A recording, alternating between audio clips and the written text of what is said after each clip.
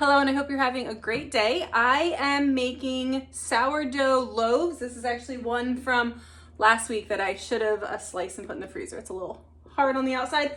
The cool thing about sourdough is that you don't really want to wrap it up too much, and as it sits out, it's still really good in here. I can slice it. It still makes really good toast, but it's not a nice soft loaf that you'd want to use. So I have my sourdough starter, water, flour. The first part that I'm doing here is creating, I don't know if you'd want to call it a sponge of sort. So I'm going to put all of my sourdough starter, all of the water for my recipe, and then a cup of whole wheat flour and a cup of all-purpose flour. I'm going to let that sit for 3 to 4 hours, depending on the temperature in my house.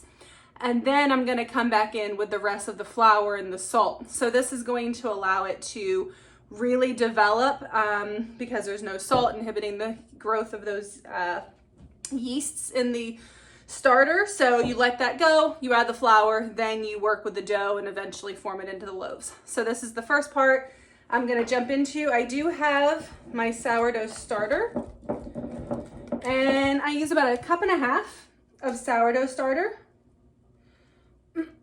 which, as you see, I'm weighing. I weigh that in at about 385 grams. So there we have 385 grams. To that, I'm adding 2 cups of lukewarm water, and that brings me to about 470 grams. So this is the all-purpose flour. This is a cup. This is King Arthur flour. So a cup of their all-purpose flour weighs in at about 120 to 125 grams. They actually have it listed on their website, which is helpful. And then I also have a cup of their whole wheat flour. You could also use the white wheat that they have, or other brands. You don't have to use King Arthur. I just love the consistency of the flour, and it's not clumpy like a lot of other brands that I buy. And so a cup of whole wheat flour, weighs in at about 150 grams. So whole wheat flour is a little bit heavier, and you'll notice if you do swap out more whole wheat flour in place of all-purpose flour, you'll have to add a little bit more liquid. So that is all of the ingredients. I'm just going to take away my scale. And I have a dough whisk. You could use good old spatula to do this. That's what I used to use before I bought this, but I got it for like $5 an online restaurant store. You could probably find them on Amazon for about the same price, but it's pretty basic, but I actually really like it because it doesn't tend to have as much dough stick. It drops it off, whereas with this, you have to spend more time getting all of the dough. Not when it's this liquidy, but the next step is also when I really like this. And that is it. I mix it till there's almost no clumps. I'm not too delicate about it because I will be working with this again later. So this, it's already nice and warm. I can feel it. I'm just going to cover it with some plastic, leave it in a nice warm spot. I'll usually put it, our dishwasher, which does wash and dry, but our dishwasher, I might put it on top of that if we're running it, put it near my stove, especially if we're around the kitchen cooking dinner. That's if it's in the winter. In the summer, I don't worry about it because we usually have enough heat just from outside, and we don't keep our house too cool. But I'm gonna leave that, cover it, and these loaves, what I really like about them is they are a true sandwich style loaf. They make peanut butter and jelly, grilled cheese, regular sandwiches, toasted sandwiches.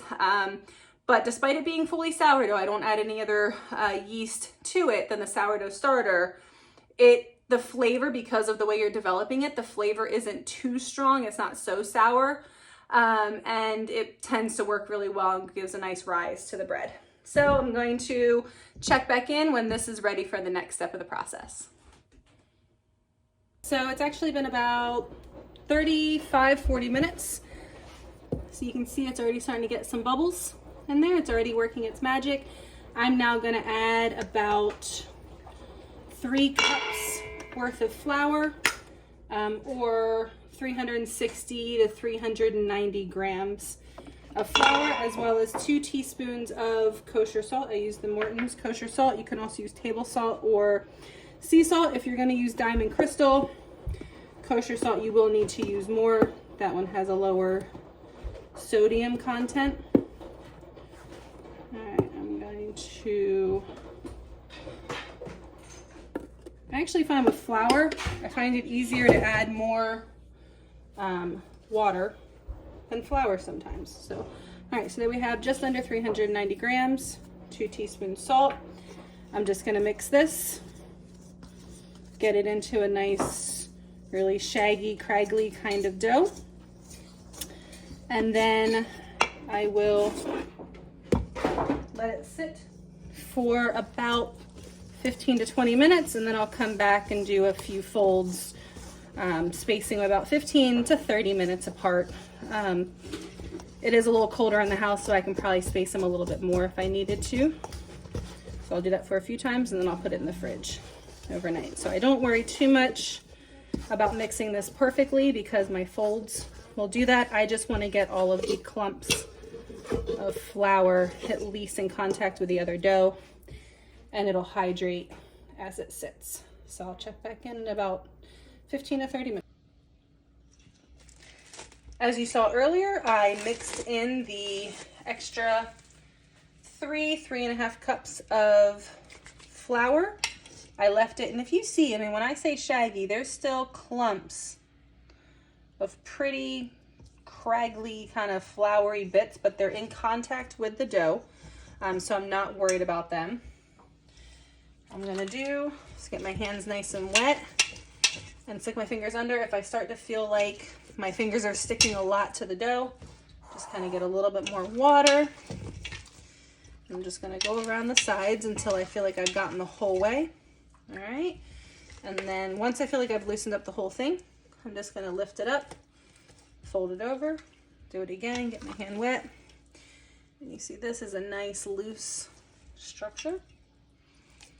That's gonna help with the gluten formation. It's gonna help the dough be lighter, have more air pockets, or just more airy in general. And doing this just helps to make it a much stronger dough that I can work with more at the end of the process. The thing I'm gonna do is pick up that last little bit of dough, and get my hands, they're starting to stick a little bit. And then just by smoothing out the surface a little bit, it just helps as it sits and rises, it creates more tension, and it'll help it rise and produce more gluten as it rises because it's creating surface tension, which means underneath more has to work in order for it to push out. So I'll probably do this one more time. The next time I'll do a slap and fold on the counter. So I'm gonna let this sit for another 15 to 30 minutes and I'll come back and check on it. All right, and here we have it. This will be the last tuck and fold for this one. You can see the surface still a little bit rough. It definitely needs a little bit more gluten formed. And actually I think I'm gonna do this one, the slap and fold on the counter. So I'm just gonna do my fingertips a little bit wet. I don't wanna add too much more moisture to this, so I do wanna try and get away with less moisture.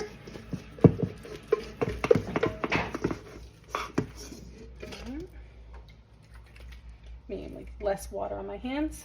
So this one, I'm gonna slap, let it drop down, slap.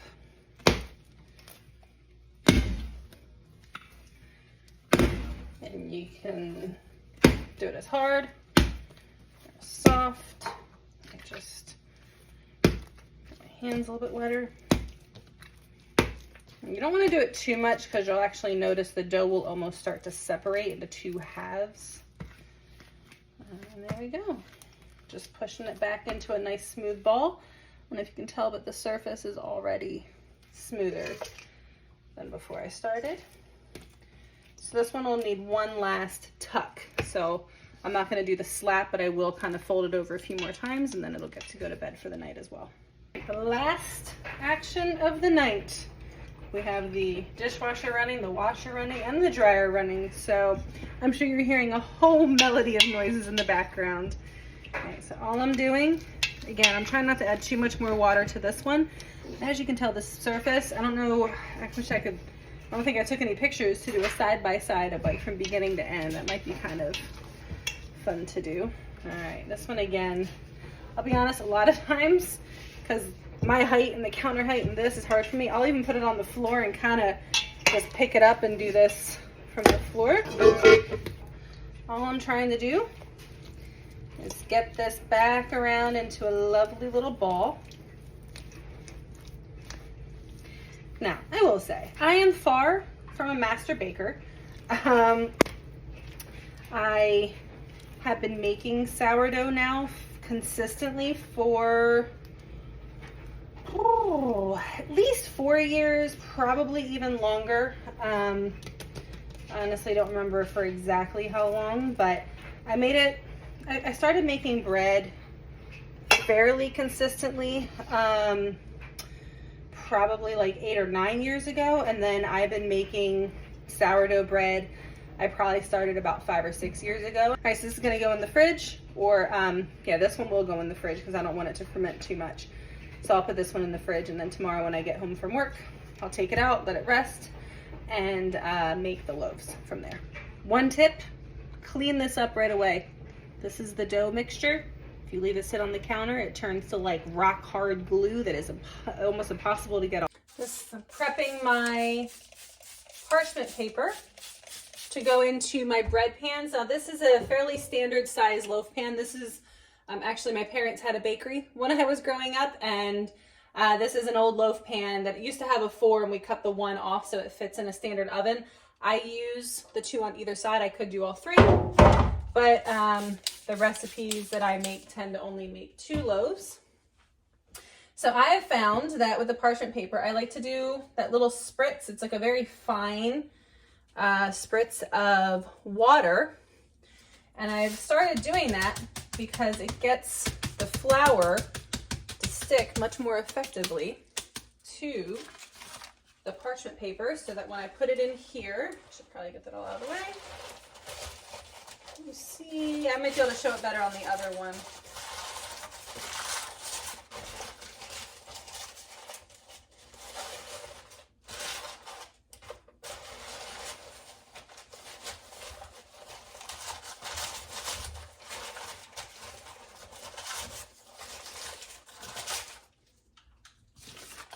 All right, so here you go. With the size, I rip off a pretty narrow piece of parchment paper, and I use the length to fill in the length of the loaf pan. With that, it actually doesn't use too much parchment paper. All right, and the only other thing I'm gonna do in the bottom of this is I am gonna put a little bit of semolina. I like that texture and flavor that it gives. All right, let me grab the dough. So here we have the dough.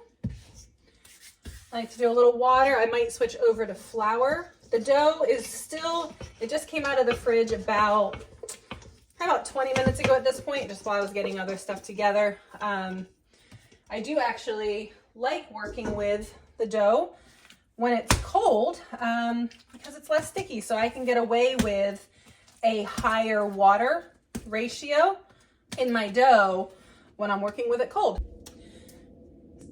I am pretty much always trying to find ways to make it a little bit simpler. I should weigh these. I can tell this one, though, weighs more than the other one. All right. Also, when you cut on marble, do not cut into the marble. It's really bad for the blade. I literally just pushed down until it hadn't even touched the marble, and then I just ripped the dough apart. I'll put that one to the side. I don't want to work with the dough too much because I don't want it to lose all of the gas. So I just did kind of a 3-fold. I folded it in once and then once again to finish it. And then this one is where I'm gonna form my loaf. Again, with this, if it doesn't look any good, I might just flip it around and do another fold until I get it looking the way I want it to look. I am not too worried about these looking perfect. If you've gotten so far that really my goal in this is to just create a suitably good looking loaf of bread that more importantly tastes good and works for what we need. There you go. I just folded it 3 and then rolled it on top of itself and then put it into the loaf pan, and I'll let the loaf pan finish the rest of the shaping, because it'll kind of, as it grows, it'll grow into the shape of the loaf pan. I do like to put a little flour around the edges. I like to leave the top still wet from the water so that when I put the sesame seeds on top, it sticks. It has something to stick to. So I'll go ahead and do that. Sometimes I do it after it's risen or before. I like to do it before just so that it has even more time to stick. So when it bakes, I find that I can cut into the loaf of bread and still have sesame seeds. They're not all flying off. So that's it. I'm just going to grab the plastic wrap that I had over the bowl, put it on top of them. I'll let them sit for about an hour and a half, maybe 2 hours. I try to in the evening because it's already almost 6 o'clock. I usually try to put them in a warmer place, about 80 to 90 degrees. And with that, they will rise a little bit quicker. I like to do that just because I want to have time to get it in the oven and get it baked before the end of the night. So it'll probably need about an hour and a half, so about an hour and 15 minutes in. I'll turn on the oven, get it up to temp. And then if it takes a tiny bit longer, it just gives the bread a little bit more time to rise. I go off of time. I also go off of looks. So with how this is, I want it to have filled in the rest of that pan and then doubled to almost just peeking over the edge of this. And I find that doing that means that it's risen enough that once I bake it, it'll continue to rise a little bit more, and it works out just as well. So I will check back in a little bit when I'm ready to put it in the oven.